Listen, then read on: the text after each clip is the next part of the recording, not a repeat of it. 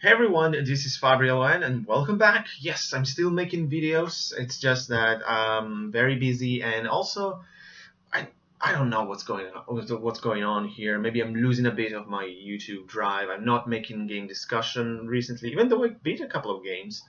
And but that's beside the point. What I'm here for today, it's to make a video response to my good buddy Leo the Funny Nerd on a video that he published like tonight or something. It was very recent. I just saw it and said, oh, that's a cool video. I want to make a video response to that because if there's one thing that I like to do on YouTube are actually lists.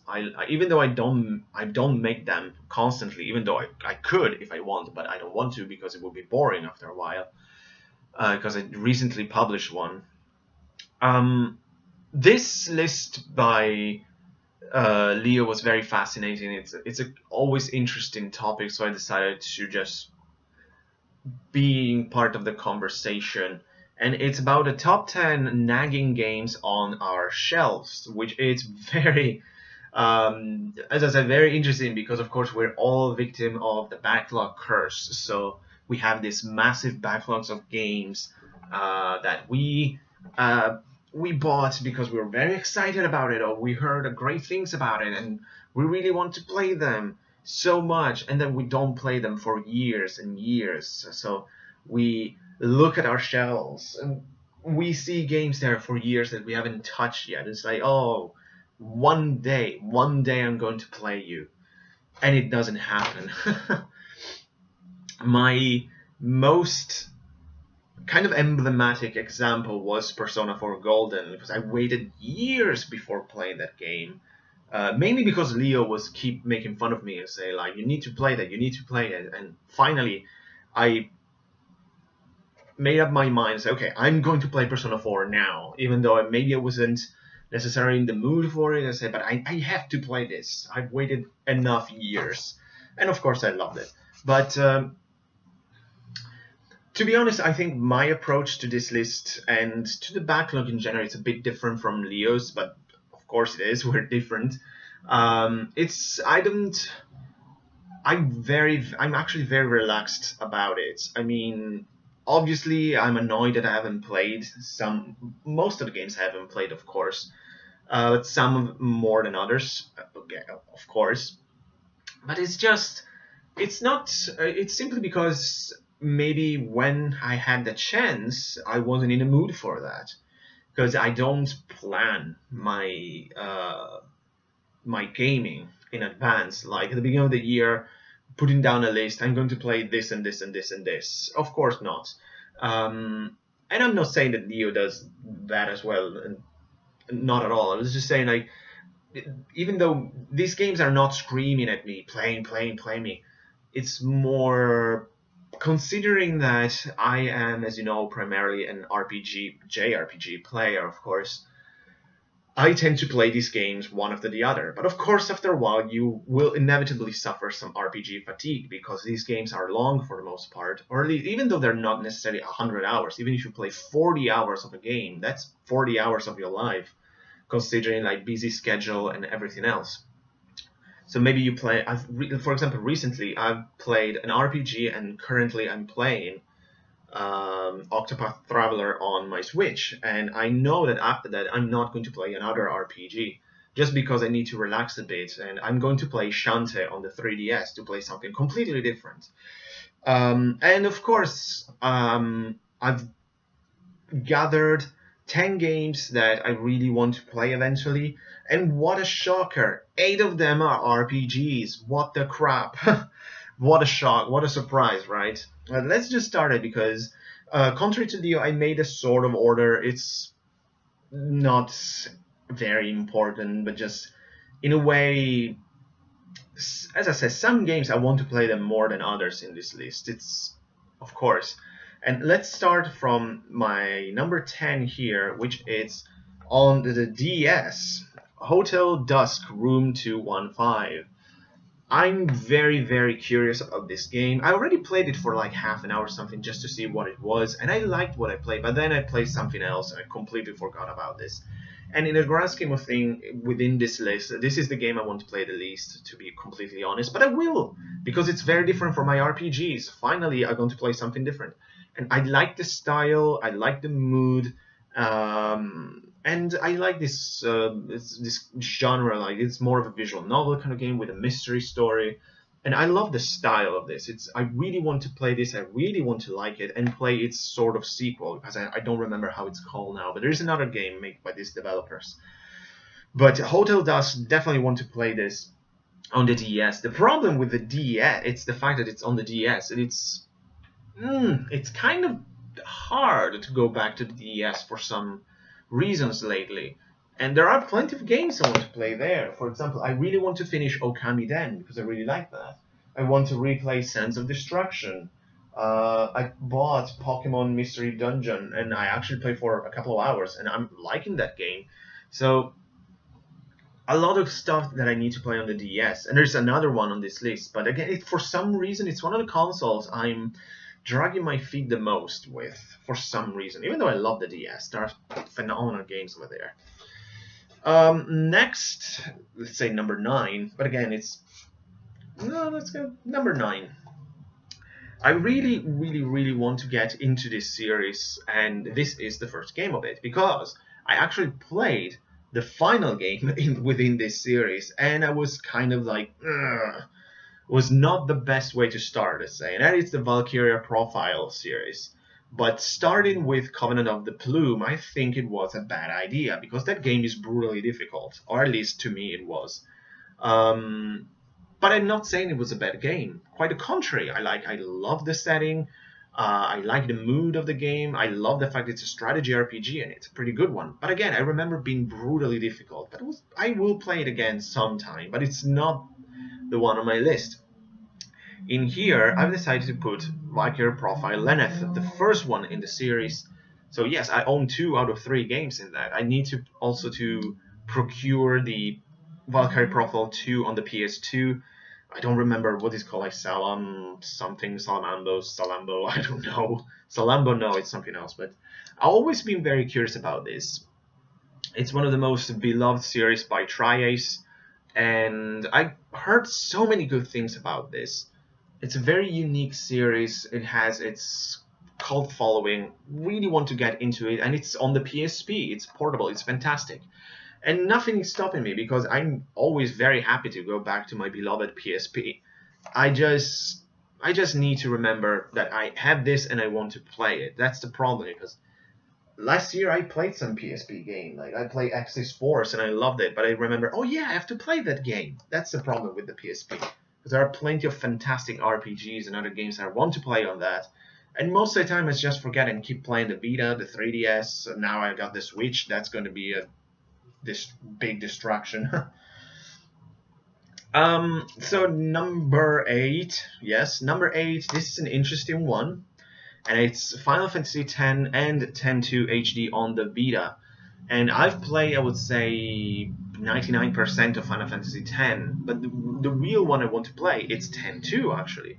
And that's the thing, I already played most of that game on the PS2, but I just want to replay it HD on the Vita, on the go, because I like the Final Fantasy X saga. I love 10, and I really like 10 too, even though I know most people don't like it. I actually do. I think this series has my favorite Final Fantasy combat system. I really like 10. It's one of my favorite Final Fantasies, actually.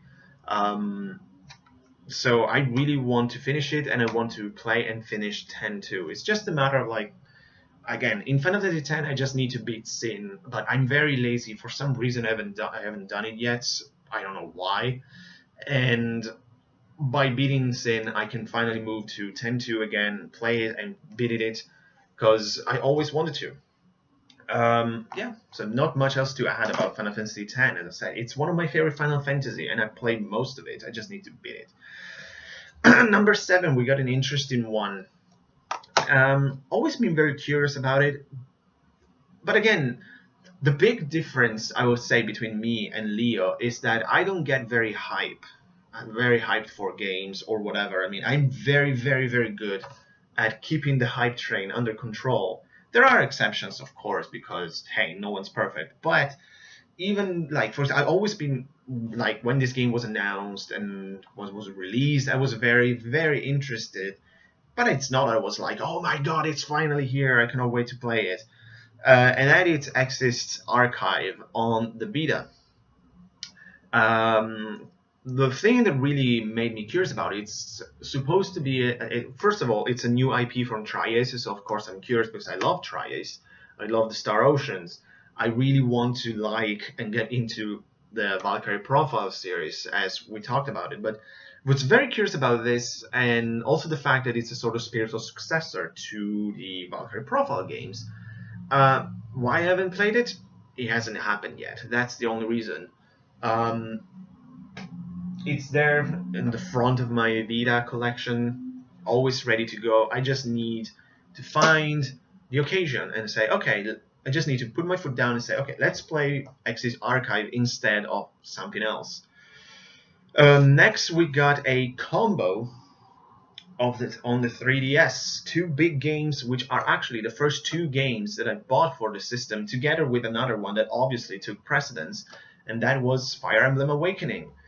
That's the first game I played on the 3DS. I spent more than 100 hours with that. I absolutely love it. It's a perfect game.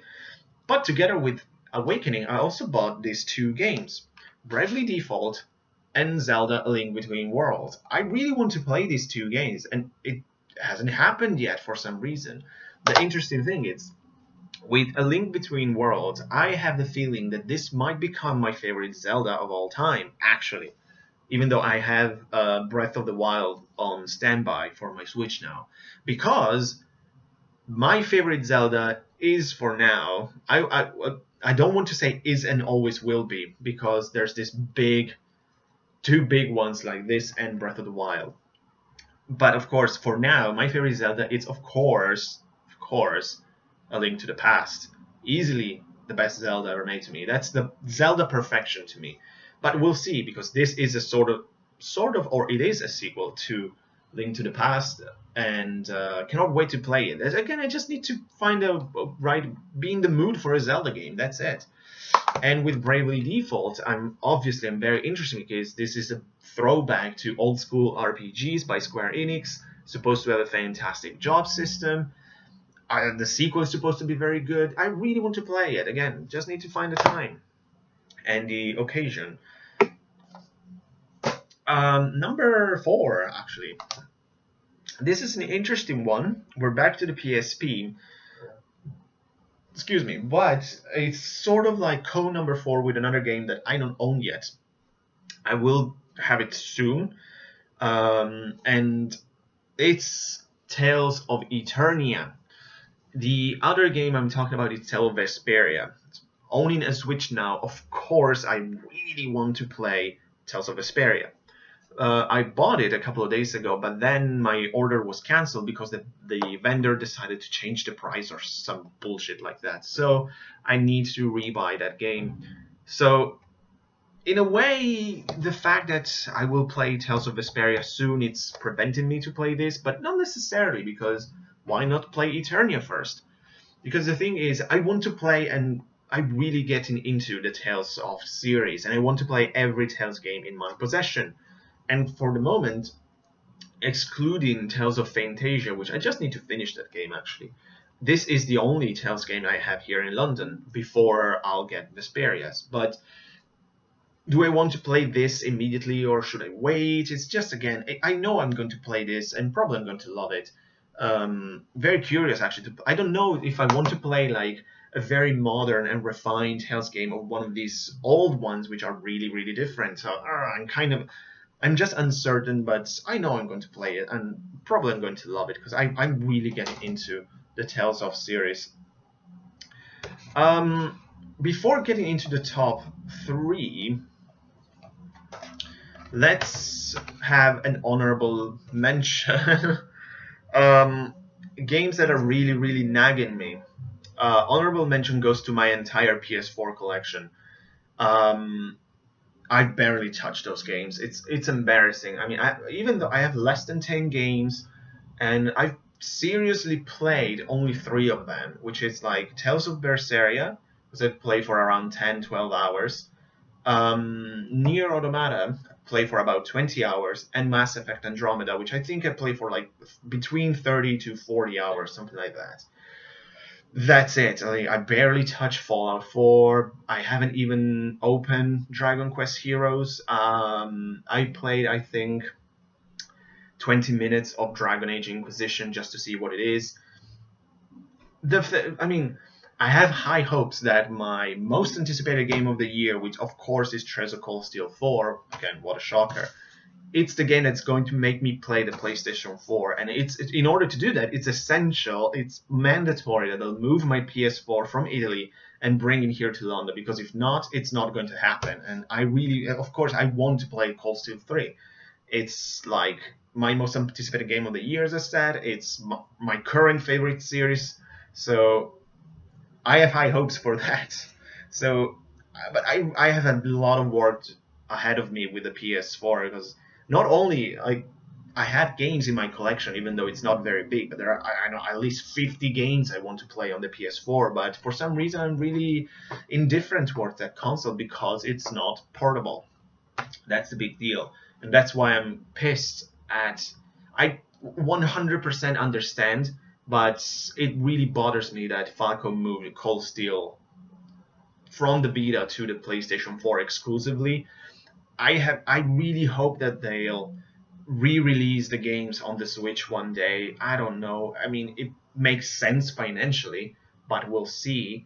I mean, for example, I have absolutely zero interest in Cold Steel 1 and 2 on the PS4. I'm not going to buy it because I already played them on the Vita, and I don't want to play them on the PlayStation 4.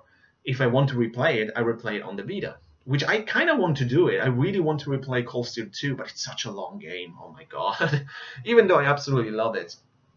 But naturally, the big one will be Cold Steel 3. So, number 3, let's move on back to the list. Number 3, this is an interesting one, and this is back on the DS. As I was saying, it's not, even though I'm kind of dragging my feet with the DS, I really want to play this game because I followed this for so much time, for so long. I'm super curious about it.